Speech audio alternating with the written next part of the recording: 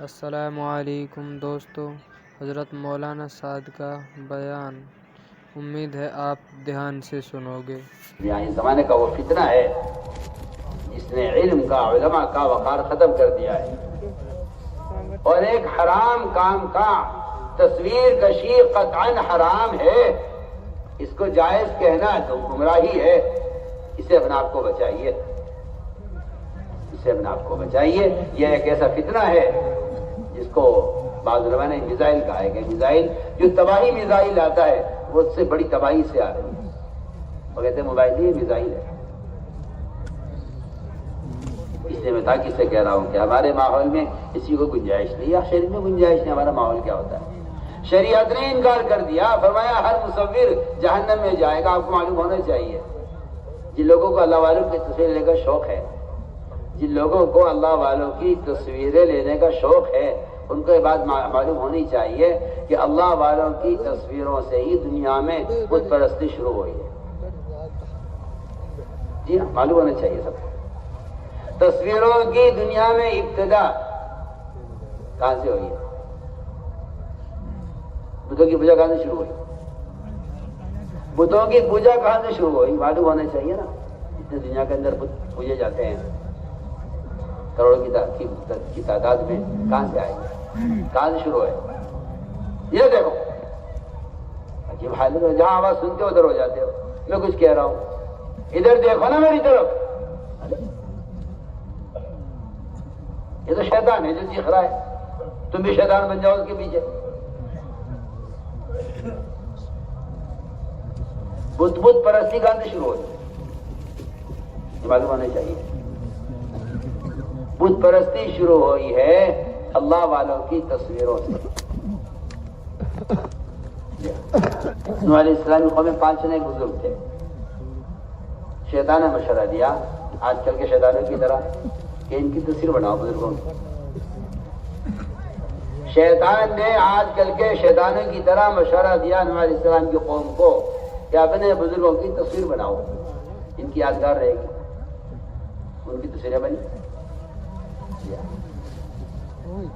اب تصویر بنانے کا طریقہ بدل جائے تو بدل کر رہے گا، کیا بات ہے؟ آج یہ کہ یہ حلال ہے، وہ حرام ہے، یہ جائز ہے، وہ ناجائز ہے۔ انہوں نے تصویریں بنائی بزرگوں کی شیطان کے کہنے سے، پھر ان تصویروں کے مجسمے بنے۔ ان کی تعظیم بڑھتی گئی کہ یہ تصویر تو پھٹ جائے گی، کچھ دن میں جو ہے ہلکی پڑ جائے گی، یہ ضائع ہو جائے گی، ان کے مجسمے بنا لو تاکہ یہ باقی رہے۔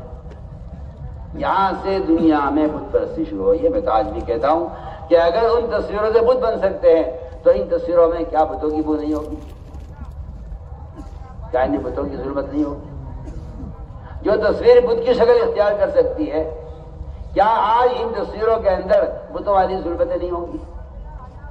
کسی کا احساس مردہ ہو گیا ہو اور کسی کا ایمانی بیچارے کا کھوکھلا ہو کہ کوئی حرج نہیں ہے تو وہ جانے، ورنہ میں نے آپ سے عرض کر دیا کہ دنیا میں بت پرستی کی ابتدا اللہ والوں کی تصویروں سے ہوئی ہے۔ کیوں؟ عجیب بات ہے۔ علماء نے لکھا ہے کہ تصویر بنانا، چاہے موبائل سے بنائے، تصویر بنانا اللہ تعالی کی، اللہ اکبر، اللہ تعالی کی صفت میں، اس کی صفت تخلیق ہے، اس کی نقالی کرنا ہے کہ میں بھی اللہ ہوں۔ زنا کرنے والا، شراب پینے والا، چوری کرنے والا، جھوٹ بولنے والا، غیبت کرنے والا، کسی کو نہیں کہا کہ کوئی اللہ بننا چاہتا ہے، خالق بننا چاہتا ہے۔ صرف تصویر بنانے والے کے بارے میں فرمایا کہ یہ خالق بننا چاہتا ہے۔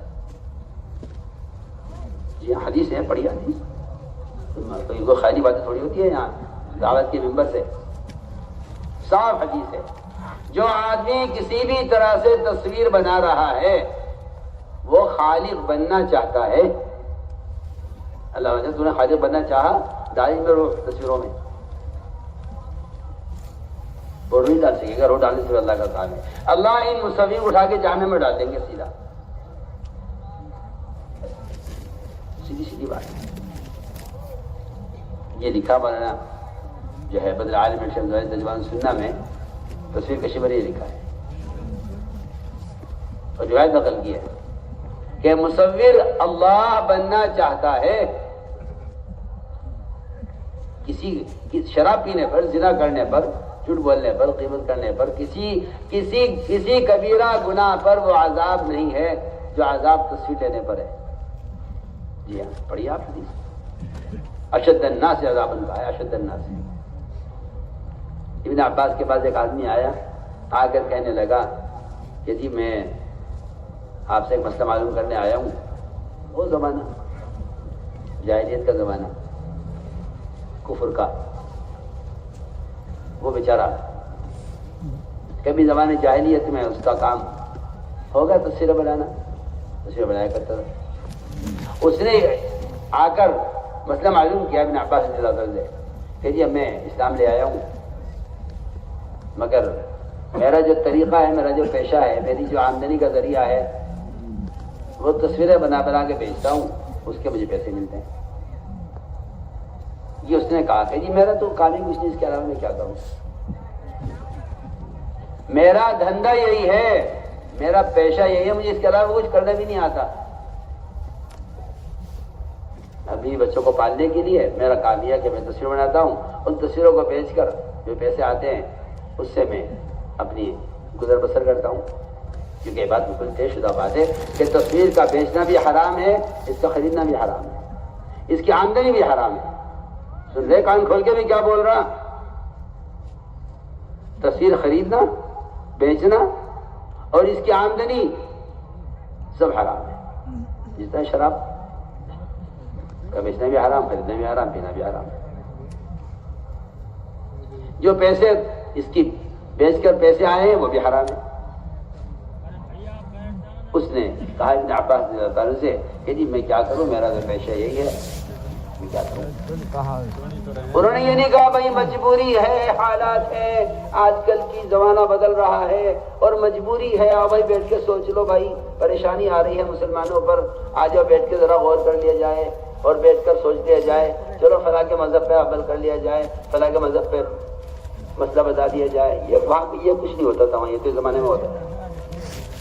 مجبوریوں کا دین کیا، کافروں کے تابع کر دو دین کو اور کہتے رہو ہاں ہم دیندار ہیں۔ انہوں نے یہ نہیں کہا مجبوری ہے۔ ابن عباس نے بتایا کہ تصویر کی آمدنی حرام ہے۔ کیا کہا اس نے؟ تصویر لینا تمہارا، بنانا تصویر حرام ہے۔ وہ تو سنتے ہی اس کی تو دل کو اٹیک ہو گیا اس کے، اور وہ لمبے لمبے سانس لینے لگا، جو روایت ہے میں آپ کو نقل کر رہا ہوں۔ اور اس سے تو پریشان، اور اس پہ اتنا بوجھ پڑا کہ وہ لمبے لمبے سانس لینے لگا۔ وہ کہ جی میں تو ہلاک ہو گیا، میں کیا کروں، کوئی گنجائش ہے؟ نہیں، کوئی گنجائش نہیں ہے۔ آپ کا عمل بھی حرام ہے، آپ کی آمدنی بھی حرام ہے، آپ کا تصویر بنانا بھی حرام، بیچنا بھی حرام، خریدنا بھی حرام۔ سنیں موبائل والے، سنیں میں کیا بول رہا ہوں۔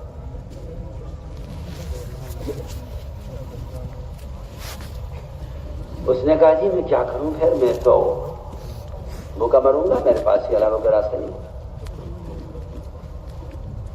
ابن عباس نے فرمایا دیکھو، اگر تم پریشان اور مجبور ہو اور اس کے علاوہ تمہارے پاس کوئی راستہ نہیں ہے تو پھر میں تمہیں اس کا مشورہ دیتا ہوں کہ تم پہاڑوں کی، دریاؤں کی اور درختوں کی تصویر بنا دیا کرو، اسے بنا کے بیچ کے گزارا کر لو۔ یہ نہیں کہا کہ بھائی تمہاری مجبوری ہے اور تو ہم تمہیں اجازت دے دیتے ہیں تصویر کی، کہ نہیں، تصویر حرام ہے۔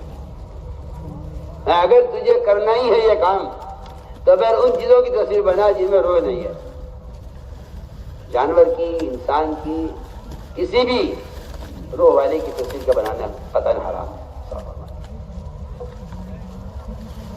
لیکن کیا افسوس اور صد افسوس کہ مسلمان کو بے ادب بنا دیا، یہ کہہ کر کہ یہ کرنا جائز ہے، یہ کرنا بھی جائز ہے، یہ کرنا بھی جائز ہے۔ جی ہاں، اسے بے ادب بنا دیا، اسے ننگا کر دیا، اسے بے ادب بنا دیا۔ اس لیے ہم تاکید سے کرتے ہیں، ہمارا ایسی قطعاً کوئی گنجائش نہیں ہے، یہ فعل قطعاً حرام ہے اور ایسا کرنے والے کو حرام کا گناہ مل رہا ہے۔ وہ جو چاہے باتیں بنا لے، کچھ کر لے، لیکن جو بات ہے وہ بات ہے۔ کریں گے بچیں گے انشاءاللہ اس سے، بالکل صاف صاف۔ اس طرح میں اس لیے عرض کر رہا تھا کہ یہ سارے کام اللہ کی رضا کے لیے ہوں، اس لیے اپنی نیتوں کو ڈھلتے رہی ہو، اپنی نیتوں کو سامنے رکھیے ہر وقت، کس لیے کر رہے ہو، کس لیے کر رہے ہو۔ ان صفات کو اندر پیدا کرنے کے لیے اللہ کے راستے کا خروج ہے۔